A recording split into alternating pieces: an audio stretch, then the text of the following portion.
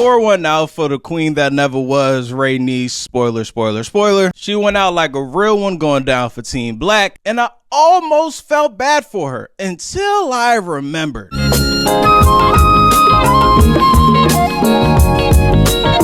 Taking another deep dive into the world of Westeros. I'm Kev BK Beloved, covering sports among other things. Obviously, this is among other things. Do not forget, like, follow, subscribe, all that fun stuff. We are covering House of the Dragon Season 2, Episode 4, aptly titled The Red Dragon and the Gold, directed by Mr. Alan Taylor, who most notably directed Episode 9 of Season 1 in OG Game of Thrones, most notably the day that Ned Stark got beheaded.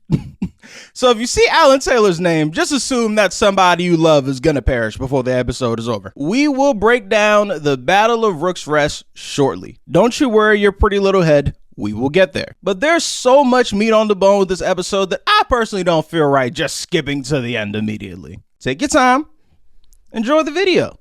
If not, and you're impatient, go ahead, click the timestamps and get there. Who cares? So let's go in order. We're going to start with Daemon's ayahuasca trip to start the episode. We open up with him in a throne room in the Red Keep, directly mirroring his introduction scene that we saw in episode 1, where him and young Rhaenyra are having their conversation to High Velaryon, except now the roles are flipped. Young Rhaenyra is on the throne with a crown that's way too big for her head. A lot of symbolism there. And thank you, Twitter, because I finally found the translation from what that mumbled High Velaryon is. Obviously, I don't speak High Velaryon, so I got it in English. Rhaenyra said, "It's been said that Targaryens are closer to God than men. In my eyes, you are a god, Daemon Targaryen, the prince of the city, the lord of Flea Bottom.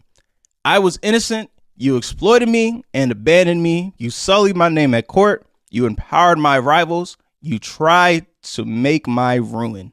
And then we get to the part that we actually were able to see. You put me on that throne and you love me and hate me for it. Created me, Daemon, yet you are now set to destroy me. And then Daemon does what he loves to do, which is actually does her the mercy of cutting her head clean off, as opposed to what he did to my man Daemon, where he hit him with the kush and cut his head in half, leading directly to just a hilariously dark scene where he meets with the young Tully Lord and immediately gets to either you kill your granddad or I ain't finna talk to you, which is insane, but he kind of has a point. If you're not the guy who can raise my army, then why am I speaking to you right now?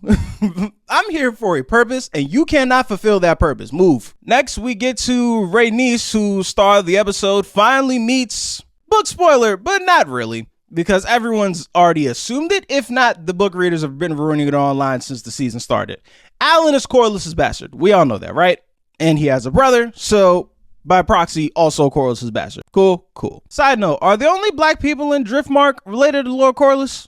Are they only Velaryons? Because I don't even see black background characters. It's only them. So Rhaenys, if you just sniff around for like 5 minutes and just look for the black people on the island, you can see exactly what your husband is up to. Just saying. And then the anti-Catelyn Stark move touches his face and said, "Damn, your mom must have been bad as shit." Which is a very weird way of calling someone good looking. Kind of similar to when Biggie said, "You look so good, I suck on your daddy's dick," but story for another day.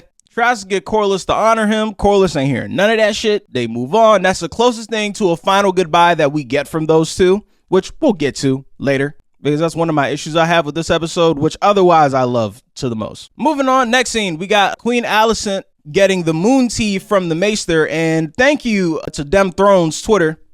I feel bad even saying this out loud because it's like the insular Game of Thrones, House of the Dragon, Black Twitter community, but y'all be fine. I've heard so many amazing names for the moon tea. I've heard Plan B tea, the flattest tummy tea, so many great monikers for what this tea is called. And abortion tea sounds a little aggressive, so we're gonna go with Plan T. Maester brings her into Plan T, obviously mirroring when Rhaenyra got it brought to her, the thing that ended up separating. Well, let me rephrase that. The first thing that ended up separating Alicent and Rhaenyra for good, when Rhaenyra was trying to abort Criston Cole's baby. And now Alicent is trying to do the same thing because they may not agree on much, but what they both agree on is Criston Cole should not be allowed to reproduce. And honestly, I feel him. Even asked the Maester, which shout out to the Green Council for having a black Maester. Love to see it. Hey, do you think that my husband wanted Aegon on the throne? So some people interpreted the Maester's answer as, you know what, man, I don't know. He never spoke to me about it. Which, in Westerosi language, anything other than an emphatic yes means no. means no. Because if you believed in your king that you have a small council meeting with daily, you would have said something along the lines of, well, of course, your grace. Aegon is the king to which we swear fealty, and King Viserys and all his wisdom. But instead, he does what most black co-workers do and say, hey, dog, my name Bennett, I ain't in it, and moves about his way. Love to see it, Black Maester. And since we're talking about small council, we're going to go over to the Black Council now that Rhaenyra is still taking her trip back from King's Landing, where Jace and Baelor are trying to hold shit down, but Rhaenyra's council is both the councils on Team Green and Team Black. We got to do some reconfiguring. We got to hold a draft, free agency, something. There has to be a better starting five than what they have in these councils going on. Because especially Sir Alfred. Sir Alfred got to go. And even now with Rhaenys there as backup, they're still going at it because God forbid you respect the women in the realm. Until my man Big Corliss step on through and say, hey, what's up with y'all? What happened? There's no way that all we could do is disrespect each other when we got some real life shit going on. What's wrong with y'all? Finally, they start getting some order going on in there while Rhaenyra, still gone, by the way. They start talking about Cole, who apparently is on a 2016 Golden State Warriors-esque winning streak all through the Riverlands, taking down any council that he could find.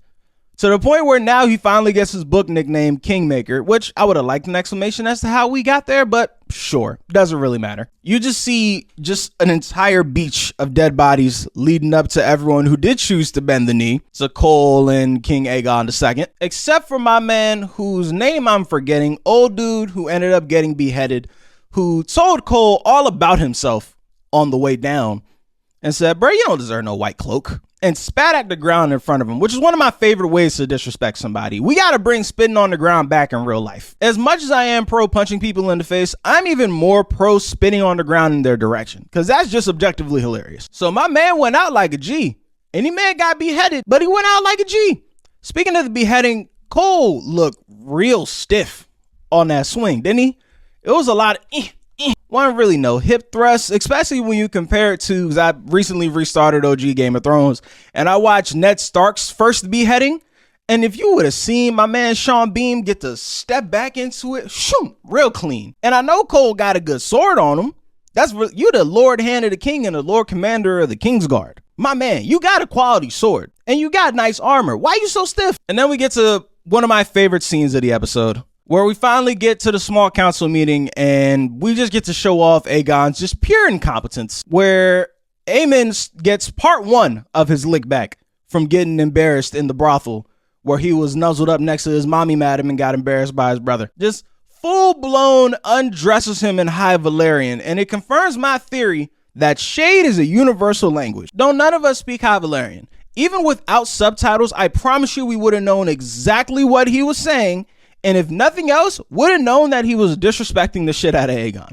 Minimum. Everyone else in the room realized that, which is why they were doing those casual looks side to side. Like when you're watching a couple argument, I have that really you should be minding your business, but you can't help yourself because it's entertaining. We get to see that Criston Cole's only been communicating with Aemond because they done worked out the game plan since episode 1 of season 2. And the moment that Otto got out the way, oh yeah, they just been executing. Because who's going to stop him? Aegon? Come on now. Then we can flash forward to Loras Clubfoot running into Alicent, who is got the equivalent of hot stones on her stomach because apparently the Plan T got the side effects, and she's just holding it down. Lord Loras limps his way into the room, immediately peeps the moon tea, and just goes, Lamberry pie, you say? By the way, a lot of very effective uses of in this episode. That was so fun to see. A lot of effective Notices her digging through the histories, starts doing the probing and prodding like he usually would do, but you can see that their relationship has changed a little bit now that he got a little bit more power, and Alicent's like,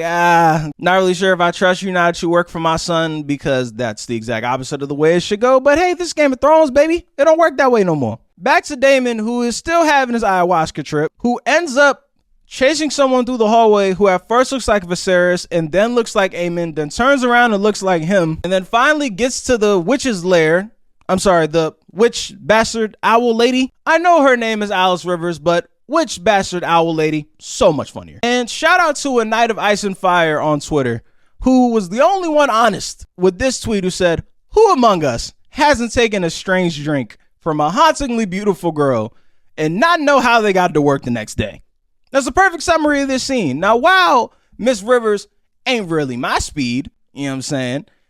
If a beautiful woman offers you a drink, you don't really ask no questions. And that's probably why so many dudes end up in down bad situations, because we don't really ask no questions. Daemon woke up mid-meeting with the young Lord Blackwood, who was one of my favorite characters from season 1 with Rhaenyra's little bachelor tour, where he tried to be Mr. Honorable and say, oh, your nights will be safe, your days will be short. Y'all remember when he was spitting, giving her the little poetry. Young man got game. Shout out to him. He's now grown, and he negotiating with Daemon. It was like, hey, you take out these brackets, I'm yours. And now Daemon is haunted by another dream of another dead wife of his, the Lady Laena, who, the actor whose name I definitely should have got before I started recording, Swedish actor by the name Nana Blondell, absolutely gorgeous. Walks into the screen, gets to pouring the tea, and then Daemon blinks, and it's a woman dressed like she's in A Handmaid's Tale, and then immediately goes away. Still no sign of wife number 1, Lady Rhea. Because, again, all this is going on in Daemon's mind, so it's the things he actually feels guilty about, and he feels absolutely nothing about wife numero uno, because he didn't actually give a fuck about her. Next scene, another highlight, is Aegon absolutely bored to tears in his own meeting, plotting about a war that is being fought on his behalf. Probably because he got fully undressed the last time he tried to put his input in, and no one's asking him no questions. They're negotiating in front of him. He's like, yo, y'all bore me, I'm up out of here. Runs into his mother, ransacking through his room. And then his mother, who, this is a very Black Mama move from our Queen Dowager, Alicent Hightower. If you've ever had a conversation with your mom when she's just getting off of work, she done had a long day, whatever question you ask her, you are getting the most brutally honest version of the answer, I promise you. Because she keeps it a buck with him. Yo, you know nothing. She didn't flat out call him stupid. But as much as you can call someone stupid without actually calling them stupid, she called him stupid. And it's like, hey, everyone around you has been running shit longer than you've been alive. Literally. Let the smart people handle this. And then when Aegon finally asks, okay, well, while they're handling shit, what do I do? Here comes the Black Mama honesty. You do exactly what we need you to do, which is nothing. We don't need shit from you right now. Look pretty. Do what your brother said you were doing. Make up nicknames. Go drink with your buddies. Visit a brothel or two. Go talk to your wife who just lost your child. Go talk to her. Do anything other than mess with the program that we already got going on. Put a pin in that. We will get back to it shortly because Aegon don't listen. Next, Cole's getting his troops ready to Rook's Rest. And my favorite line of the entire episode happens in this scene, which is why I bring it up. Our guy, GwayneHightower, who I haven't mentioned in any of my breakdowns so far because this is the only significant thing he's done to me. He was like, hey, Cole, did you forget we got chased by a dragon the last time we tried to do something during the daytime? And Cole's like, what, you scared? He said, even worse, I'm rational. And if you've ever been surrounded by crazy people before and they're trying to make you seem like you're the crazy one for being the sane person in the room, you know exactly how Gawain was feeling in that moment. Unfortunately, I've been in that situation numerous times. And if you've never been in that situation, I hate to tell you, you're the crazy one. But whatever. Cole's Lord Commander / Lord of the Hand / Sworn Sword of the Queen. Cole got a lot of titles. Cole is multiply employed. Cole might be Jamaican, now that I think about it. Got a lot of jobs. Flash forward as Cole gets his troops ready to head to Rook's Run. Rhaenyra finally gets back to her Black Council mid-meeting, and Jace is fully fed up talking to his mama in a way that I couldn't imagine. And where do you think you were? And meanwhile, I'm sitting there waiting for the not only am I the queen, boy, I'm your mama. Tone that down.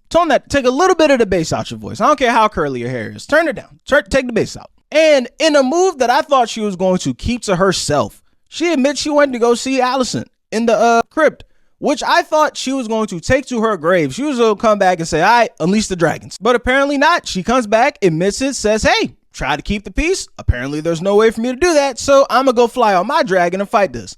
Everyone rightfully tells her, hey, stupid idea, don't do that. So then Rhaenys steps up and says, hey, I got this. Which even if you didn't know, even if you didn't read the books and know that the battle at Rook's Run was where Rhaenys meets her demise, at that moment, if you're familiar with the way that TV shows are written, you know that, oh yeah, she about to perish. Oh yeah, it's slow for her. The moment she says, I got this, I'll handle it, guys. As you're like, yeah, it's over for you. She goes to mount it, and this is where it would have been lovely to have a nice little, hey, be safe, I love you, my princess scene between her and Corlys, because, you know, they're the only functional relationship probably in the history of Game of Thrones, definitely in this show. But no, he barely gives her a look. She walks out. She has a loving moment with Meleys. They're cutting that back and forth between Aegon drunkenly walking towards his dragon because God forbid he listens to his mom and does nothing. All that interspliced with Rhaenyra finally telling Jace about the Song of Ice and Fire. Now, last week I predicted this has to be the episode she tells him because Jace is fed the fuck up. He lost his brother. He's been wanting to whoop Aegon's ass for at least this whole season now. Dating back to when they were on the yard fighting his children, when his actual dad, Harwin Strong, was trying to coach him up in the yard. He's been wanting to whoop Aegon's ass for years, and she keeps telling him no. That had to be the moment that she told him the dream of Ice and Fire, and the way they cut away from it and the way she set up the story, saying, in order to keep the peace, I had to unleash the dragons, which, since dragons are supposed to be an allegory for nuclear weapons in this show, that's essentially like saying, hey, we had to bomb Nagasaki. We're trying to end the war, which is essentially what Oppenheimer's about, but still. Then tells her the story of Ice and Fire, which makes me think, don't worry, we'll get to the battle in a second, which makes me think, does the prophecy getting handed down, is this just like a bad game of telephone where somewhere along the line of the Targaryen dynasty, it just gets fucked up and contorted? But she finally tells him, cool. Flash forward, Cole's army finally pulls up to Rook's Run. It's looking like they're about to take the castle. And so on the horizon, they see Meleys finally pulling up, Rhaenys on top of her. And Cole's like, perfect, I've been waiting for this. As Gawain comes over and be like, you idiot, I told you, the dragons will burn us to a crisp. What's wrong with you? And Cole's like, no, this is all part of my master scheme. Ha ha ha. They light the signal, expecting to see Vhagar, which, side note, how the hell did they hide Vhagar in the woods? Largest dragon in the world, and they were able to sneak and just hide her in the woods. The only people who knew were Criston, Cole, and Aemond. But again, that's one of those plot points that I'm not going to dig into too deeply because it's a show with dragons in it. So we got to suspend our disbelief just a little bit. But Cole and the troops light the signal, and instead of expecting Vhagar and Aemond coming through, here comes Aegon on Sunfire. Which, oh, Jesus Christ. Just how goofy Aegon looked with the Conqueror's armor on alone should have been a sign that, oh, this is going to go poorly. This is going to go poorly. He goes in. He not even speaking to Sunfire in High Valyrian. He's just like, go, fly, fast. Only thing he know how to say in High Valyrian is Jacaerys. He don't know shit else. Which is why when he flew past Aemond and Vhagar, Aemond was like, idiot in High Valyrian. Just idiot. Just stupid person. And I don't even blame him for just being like, you know what? Let's see how this plays out. Vhagar, relax for a second. Give him a minute. Since he want to be Mr. Big and Bad. Let him go fight. Let's see how this goes. And within 5 seconds, you see that he is outmatched isn't even the word. Just in a different weight class, in a different experience class, in a different, you name it. Him and Rhaenys have no business being on the same battlefield together. Meleys and Rhaenys just get to tossing him in Sunflower little shit. That pretty little golden dragon you got, buddy, ain't doing nothing for you. Just getting tossed. You can see the size difference between the two, which is one of the great things that this show did, was showing the size and power scaling between the dragons. Most obviously, the last episode of season 1, where Vhagar's flying above Arax, and it's like, oh my god.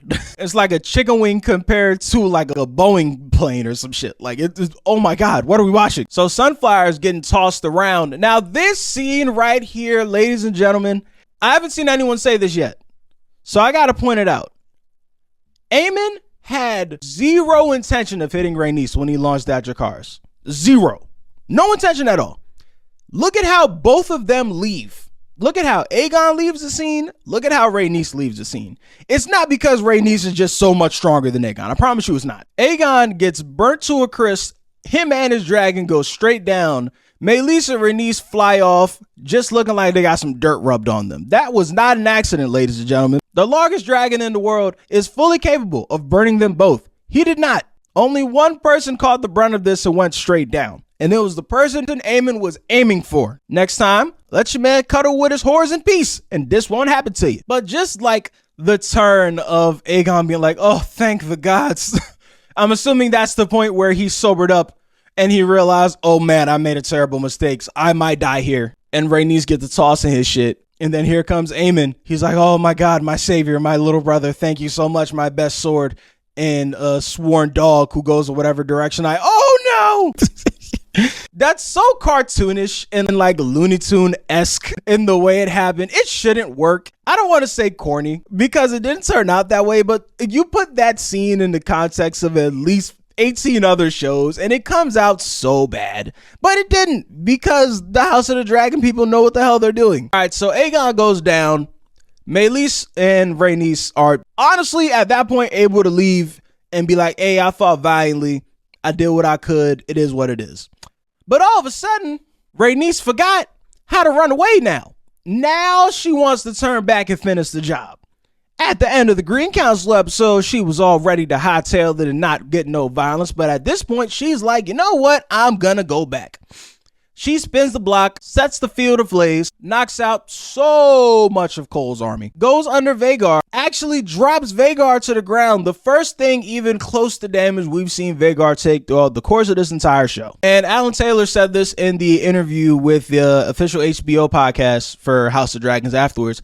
He said when both the dragons were spinning and fell to the ground, he wanted that to mirror the first atom bomb testing, which is why it was super slow-mo, all the soldiers running away, and you see the boom, collapse, and explosion, and people are falling, and Cole eventually falls and gets knocked out and blacked out. But Meleys and Rhaenys again are able to fly away, and at this point, the whole field's burnt to a crisp. You've done damage to Aegon.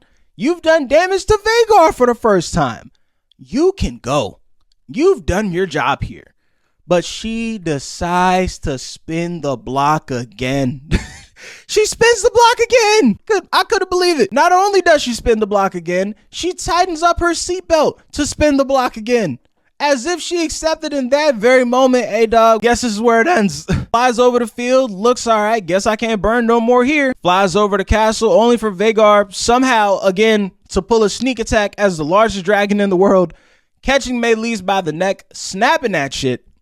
And you could see the life leave the dragon's eyes as she looks at Rhaenys, and they're just both falling to their doom on the way down, which again, in the hands of most shows, looks very corny, but it's House of the Dragon, so it didn't point out that way. They fall, and apparently dragons explode when they die like bombs. Didn't know that one. Maybe that was in Game of Thrones and I just missed it, but it was a whole explosion when they fell. And I almost felt bad for Rhaenys until I kept remembering episode 9 and was like, hey, you could have avoided all this if you would have said your cars at the beginning.